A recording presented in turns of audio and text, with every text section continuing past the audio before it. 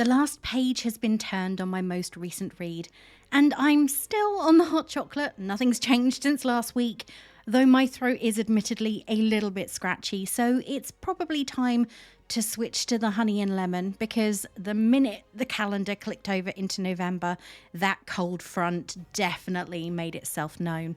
It's been raining here for over a week, my feet are freezing, and it gets really dark at around 3:45 in the afternoon. So yeah, winter is here. There's no more winter is coming. Sorry, George R.R. Martin, I'm nicking that one. It's been another busy week, but with a new website and brochure to launch at work, that was bound to happen, unfortunately.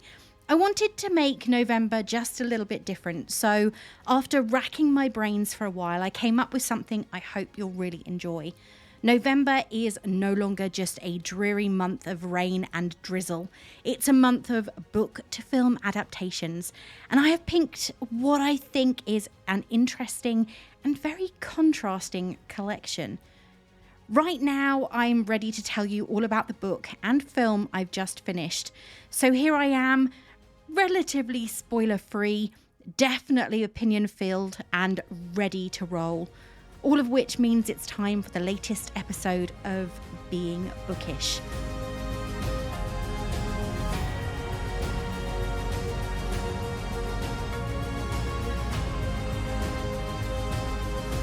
Okay, I'm just going to pause for a minute.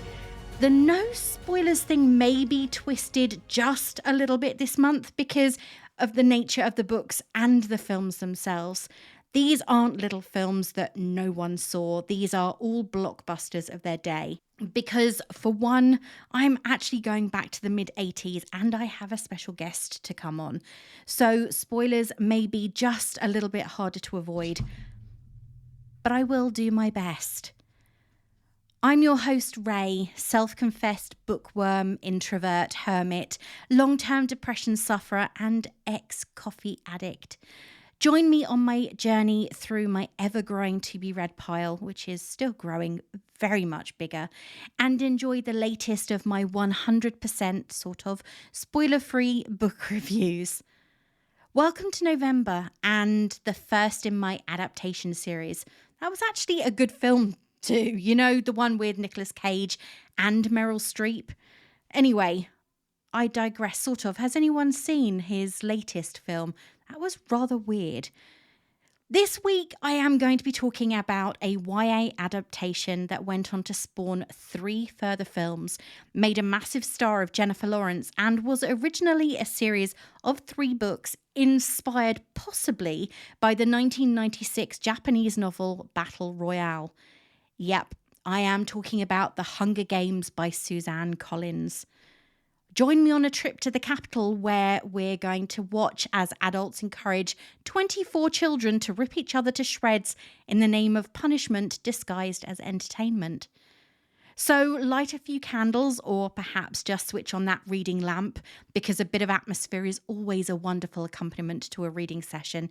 Get yourself a fresh cup of something hot or a glass of something chilled, depending entirely on when you're listening and what your preference is. And let's get started. Could you survive on your own in the wild with everyone out to make sure you don't live to see the morning? In the ruins of a place once known as North America lies the nation of Panem, a shining capital surrounded by 12 outlying districts. The capital is harsh and cruel and keeps the districts in line by forcing them all to send one boy and one girl between the ages of 12 and 18 to participate in the annual Hunger Games, a fight to the death on live TV. 16-year-old Katniss Everdeen, who lives alone with her mother and younger sister, regards it as a death sentence when she steps forward to take her sister's place in the games. But Katniss has been close to dead before, and survival for her is second nature. Without really meaning to, she becomes a contender, but if she is to win, she will have to start making choices that weight survival against humanity and life against love. The entire book, as with many of the more recent YA novels out there, is told through the eyes of our central protagonist, Katniss Everdeen. I haven't read the book in a good few years, admittedly, and the film was actually a single watch event. in the cinema on release weekend, though I do own the DVD and it's been on every streaming service at some point. I actually found it on Netflix and gave it a rewatch just so I could give it a fair chance for this recording. The book and film start out similarly enough, showing the darkness and depression that the citizens battle against every day. In the book, most of what is said is obviously internalized thought, while in the film, everything has to be shown. But Katniss in the book is far less whiny. That's one thing I couldn't help but notice when rewatching the film. Katniss is actually quite irritating, especially at the beginning. I know, yes, she's in a traumatic situation, but she lacks that stoic mindset that book Katniss displays. She's far too emotional. Peter in the film is actually far more competitive and has a far more competitive mindset, while in the book he is less confident and secure in his abilities. And though it's great to see him act as though he knows what he's doing, the way that we're introduced to him in the book is my preference. But then, to be honest, the book is my preference overall. As the two tributes from District 12 travel towards what they are positive will be their doom, they are introduced to the wonders and delicacies that the fruits of their endless labour produce for the capital. Rich foods, hot chocolate, luxuries that they have never encountered in their lifetime. A lot of time is spent in the book explaining the grandeur that Peter and Katniss encounter and their reaction to it. Haymitch, their advisor, is clearly an alcoholic, barely functioning, and with no interest whatsoever in providing advice for his two mentees, until they prove that they have a bit of fight in them. However, this is a complete contrast to film Haymitch, who is high-functioning and, though showing interest in the tributes, he is only offering small pieces of advice. The book makes a lot of the smaller elements of the story, such as repeated showing of Katniss remembering the time when Peter was throwing away burnt bread. Every time she recalls what occurred, a little more detail is added, as though we need to see it again and again and again. It's interminable. When the tributes are sent to be graded by the game makers, Katniss is very frustrated with the lack of attention that they show her. Though in the book, the scene with the roast pig is far more dramatic, as they are sitting at the table when Katniss shoots the apple, putting them at far more risk of being hit should she miss her mark. There are moments when the film actually gives us an interesting insight into the other side of the story. I'm not saying that I prefer it, because I don't, but it does give us a chance to see why certain things happen.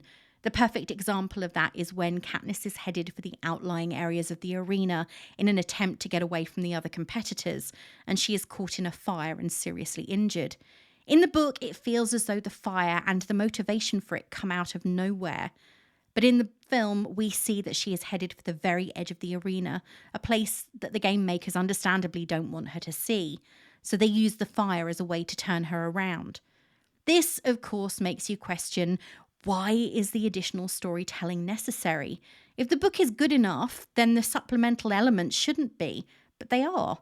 Katniss's inner monologue in the book is invaluable. She gives us insight into the events that are taking place, but only from her perspective, which can occasionally feel a little bit limiting. However, in the film, we don't have access to her thought processes, which can be somewhat frustrating, and that's why characters such as Seneca Crane and Caesar Flickerman are so helpful. They are merely there to fill up the plot holes that are left by our inability to get inside Katniss's head. Though the film is over 2 hours long, there is something missing when it comes to the desperation. In the book, we have the fear that Katniss is first going to die of dehydration, then the pain from her burns and the lack of access to food. In this, the food is there, she has water from the very beginning, and the desperation, that need, is gone. In the book, Rue's death is sudden and painful and emotional because she's been like a butterfly, flitting around, hovering on the edge of Katniss's awareness. In the film, her death, to me at least, felt less so, despite the fact that we knew her better and for longer. Her death was the only moment when I allowed myself a moment to cry, because it felt so senseless, more so than the others, though they were no less unnecessary. To be honest, the whole thing is unnecessary, but obviously political games and everything else have to have some purpose and outlet. When the two survivors can be winners if from the same district announcement is made, Katniss starts her desperate search for Peter. But whether you're watching the film or reading the book, it feels no less insincere. I wish she were more feeling, more emotional, less like a robot in her thought processes. But I think that in some ways it's necessary because without her being that way, she probably wouldn't have volunteered or stood a chance of survival in such a harsh and inhumane situation. When Katniss is nursing Peter in the cave, she is desperate to get him well enough to get through the final days of the games. She needs him to survive. There is no real heart-to-heart. It's not a time for them to confide in each other. In the film, so much more is made of it, and in order to elevate it and create a potentially tormented love triangle, they use a shot of Gale and his own anguish at seeing Peter and Katniss kissing. Everything about the games themselves is brutal. There's no other way to describe it, there really isn't. They are entertainment for the masses in their basest form. But what does that say for the society that finds them to be entertaining?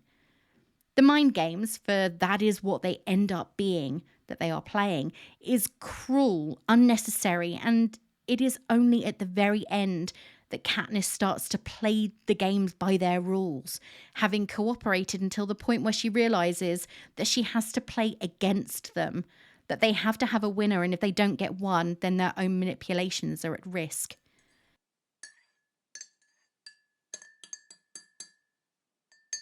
I have to be honest and say that though I read this book years ago, way before the film came out, I hadn't read it since. I have never felt the urge to pick it up and give it a second read, just as I didn't feel the need to watch the film again. On second reread and rewatch, I realised that while they were very different, they actually complemented each other to a degree, with the film clearly set up to be there for the sequels only, and the plot points that were only briefly touched upon in the books. As you know, I like to provide a balanced perspective when it comes to the books I look at, and while my opinion will be what it is, taking a look at reviews from both ends of the spectrum can help. So before I give you my review, what did others think of The Hunger Games by Suzanne Collins? Sarrazin gave the book just 1 star. So, what was it they didn't like? I'm just getting started on this one and coming off Never Let Me Go. I have to say that I am having a hard time liking it so far. Really, it's the voice.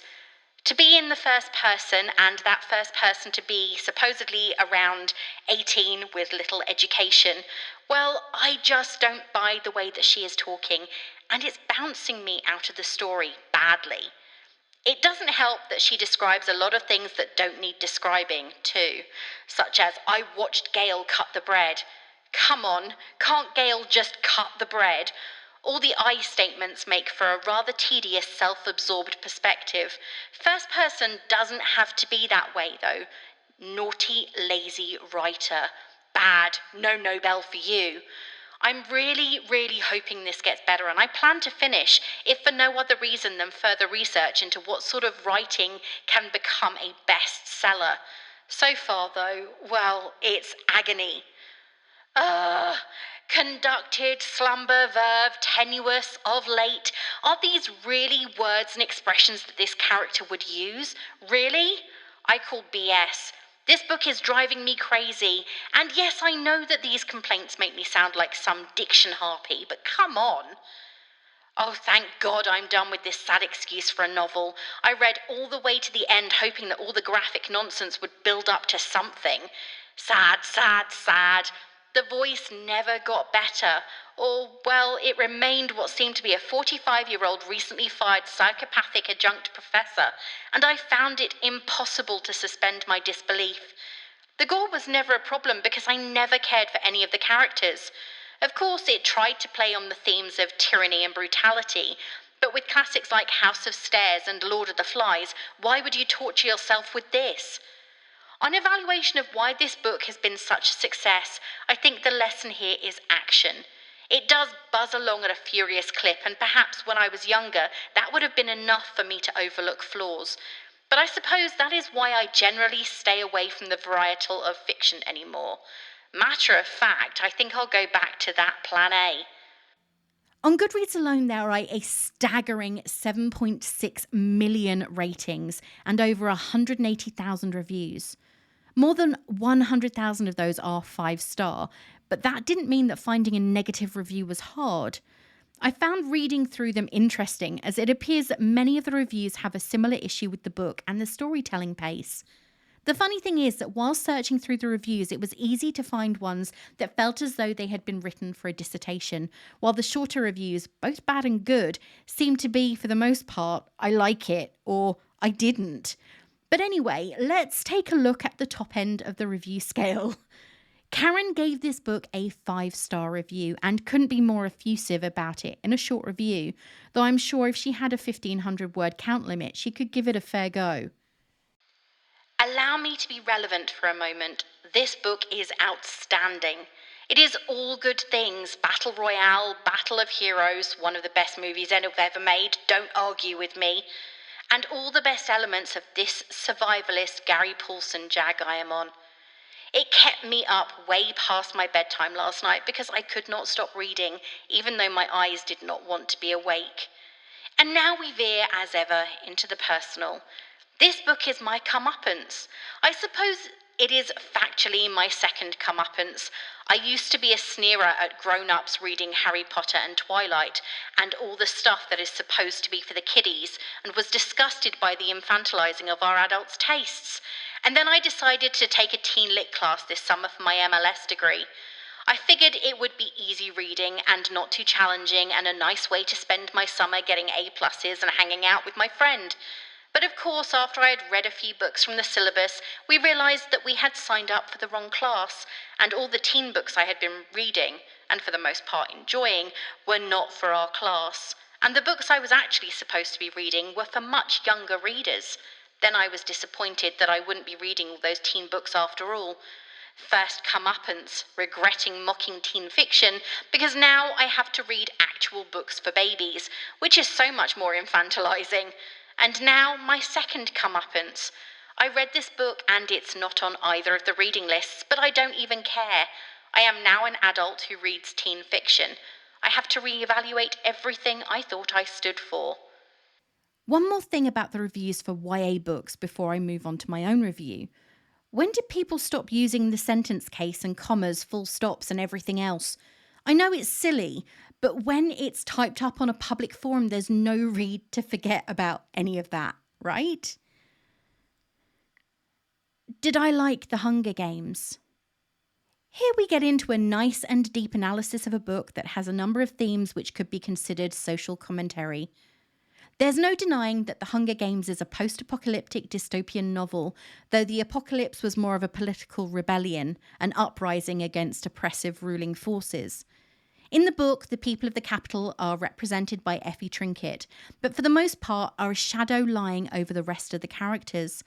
They control the other districts with fear, ensuring that they worry not only for their freedom, but their food supply and the safety of their families.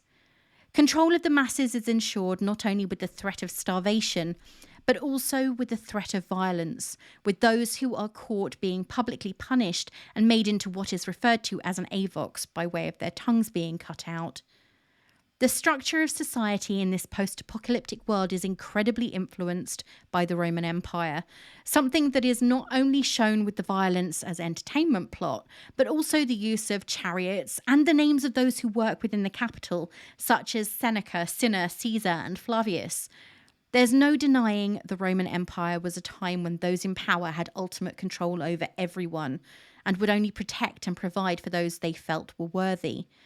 Everyone in the outlying districts, such as 11 and 12, is considered useful for the services they provide, but the wealth they have is incredibly sparse, if not non-existent. Even worse, because the only news they get is controlled by the capital, who will only share the information which supports their message, that of cooperation and obedience. They are left, for the most part, in the dark. The status quo is kept thanks to media blackouts and the introduction of the Hunger Games, bringing the younger generations up to fear that they could easily be chosen to die in front of millions before they reach adulthood. The harsh realities of the games and everything that leads up to the eventual second uprising is far more apparent in the book than in the film, at least as far as I'm concerned. The film is very good at spelling everything out in excruciating detail, because a film has to do a tell not show when it comes to the inner thoughts a character is having at any point during the story. Another thing that the film does differently is the subplot. The political machinations that are taking place behind the scenes, especially those of President Snow, are given a far bigger role. Though he does have a massive part to play in the second and third books, he is used to validate the decisions that are made by the game makers in the film. He's ruthless and soulless, and the only reason he makes any of the heartless decisions he does is to maintain control of the people of Panem.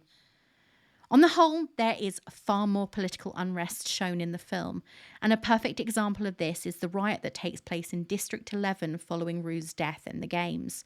The peacekeepers are sent in to stop the anger from turning into something much worse, whereas in the book, the only show of any kind of rebellion is the fact that they send Katniss a loaf of bread that will have cost them a lot of rations. I have to be honest, I do prefer the book to the film, even though it's a really easy watch. I like to imagine the motivations behind actions and interpret the way that characters look for myself. There are moments where the plot made me groan and I wanted to fling the book across the room, and it's not the first time I've felt this way about a book. And there were other times when the near perfection of our female protagonist frustrated me. I know that many people would say that she is a strong example of a female protagonist who is the sole provider for her family following the death of her father. She is skilled with a bow, quick on her feet, and obviously the subject and object of Peter's affections, and possibly Gale's. Because of this, it would be easy to say that she is something of a Mary Sue, because it seems that she is good at everything she tries her hand at without intending to be, despite her protestations that she is not good at making people like her. In contrast, Peter is anything but perfect, but he does his best to improve. He is friendly and likeable, two things that Katniss struggles with, and it is for this reason that he is the perfect foil for his tribute partner. He has skills, but is incredibly self-deprecating when anyone mentions what he's good at, as though he is afraid that he is merely being flattered and won't be able to follow these claims up with proof. The fact that he is also harbouring feelings for Katniss makes him more vulnerable to manipulation, and this is something you know the game makers and people in power won't and don't hesitate to use to their advantage. Overall, The Hunger Games is something of an average book and series, which had the potential to be so much more, but due to the style of writing used, was restricted to the level it reached by its own limitations. Will I read the rest of the Hunger Games series again?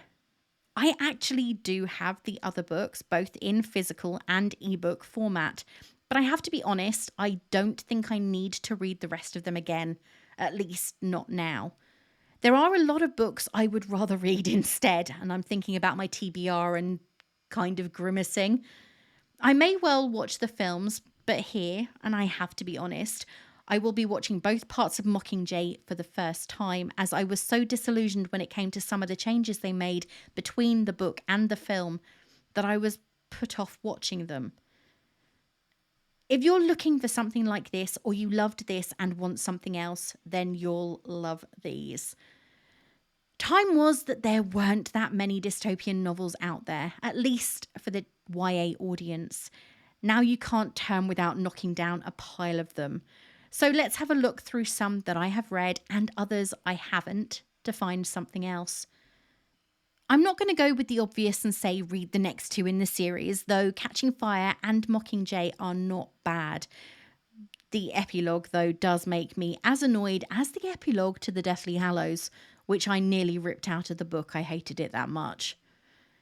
If you want to read another series, you could try the Four Horsemen series by Laura Thalassa. While this is actually new adult rather than young adult, each book can be read as a standalone.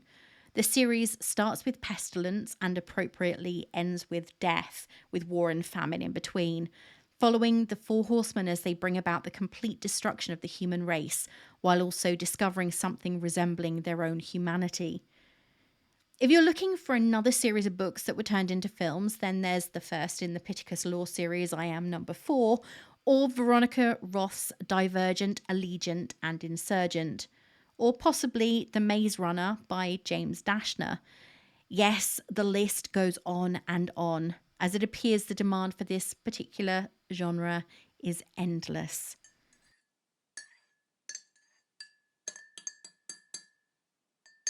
It's been another quiet week, but I have been less disciplined when it comes to book purchases.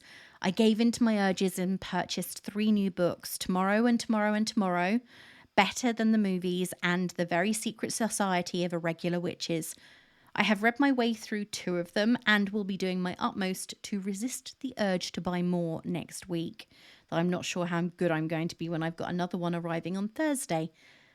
I have been working my way through my TBR over the last few months, but I am not averse to getting more books, and that's why I am never going to say no if you've got a recommendation.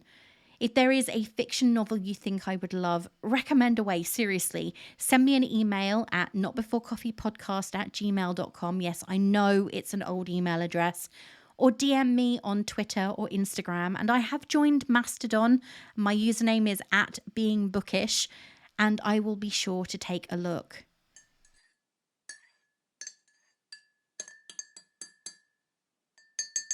This week, we're actually well into November, though I have no idea how that happened or where the rest of the year has gone. Seriously, how is it November? All this means is that many of the books coming out now will be ones you might gift to the reader in your life, or maybe buy for yourself. So let's take a look at some of the books coming out in the week starting on the 7th of November. If you're looking for a romantic Christmas read and you're a fan of Groundhog Day, then Lindsay Kelt's 2022 offering is one you'll want.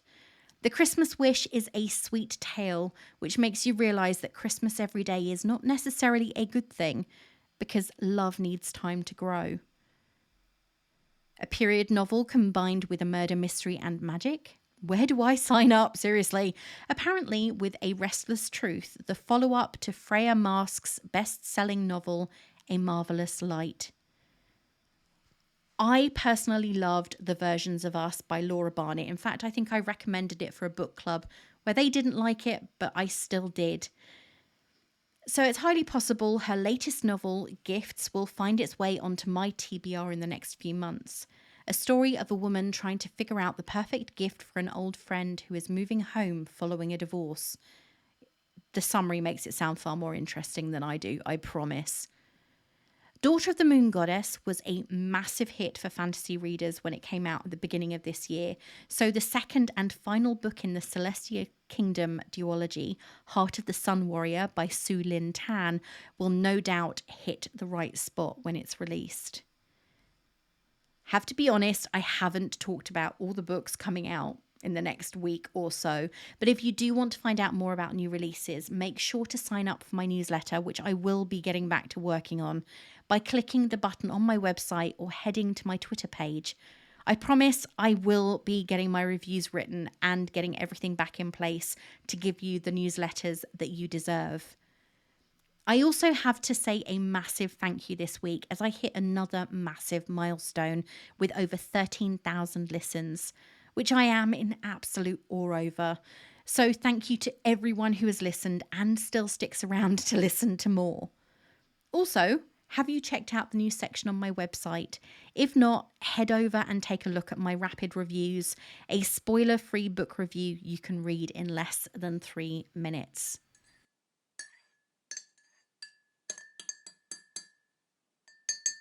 So, how are things in the bookish household this week? Put it this way, I think the best way to answer this is this episode is coming out on Thursday rather than Monday. My weekend was a little bit manic. I am hugely concerned about my cat, who is acting incredibly unlike herself, and that in turn is giving me many restless nights' sleep. I normally can sleep through pretty much anything when it comes to noise. I can't, if there's light, forget it. But any noise I can sleep through. However, I have been suffering so badly from insomnia for the last couple of weeks that even the slightest sound disturbance is waking me up. Or I'm not able to get to sleep at all, which I'm struggling with. I have reduced the amount of time that I spend online, which is a positive thing for me. And it has proved to help a lot with my mental state in general. Unfortunately, the lack of sleep that I'm having has led me to, I'd say, I don't think reading is a bad thing, but I am finding that I am reading a lot more. I'm staying up a lot later because I'm reluctant to go to sleep, or reluctant to even try to go to sleep. I've had the most peculiar dreams, and when I wake up in the morning, it truly looks as though I've had a battle with someone in my slumber, because the covers are on the floor, the pillows are on the floor, and my bottom sheet looks like I've been wrestling. Not in a good way. So overall, things haven't been amazing, but I am hugely hopeful that getting everything sorted with Darcy, who you may have heard a couple of times in this episode, and maybe picking up meditation again will do me the world of good. I've just got to get everything back on track. Well, that's it for this week, and thank you for listening. If you like what you hear, why not share it with your friends and family, and please post a star rating on Apple Podcasts, Spotify, or any of the other podcatchers where you listen. Believe me, I do read all your reviews when you leave them. You can follow me on Twitter at being_bookish, on Instagram at beingbookishpod, or on Mastodon, yes, Mastodon, at beingbookish. Or you can check out my website, beingbookish.co.uk. Well, I've got a lot to get ready for next week because the book is huge. So until next time, this is me saying farewell.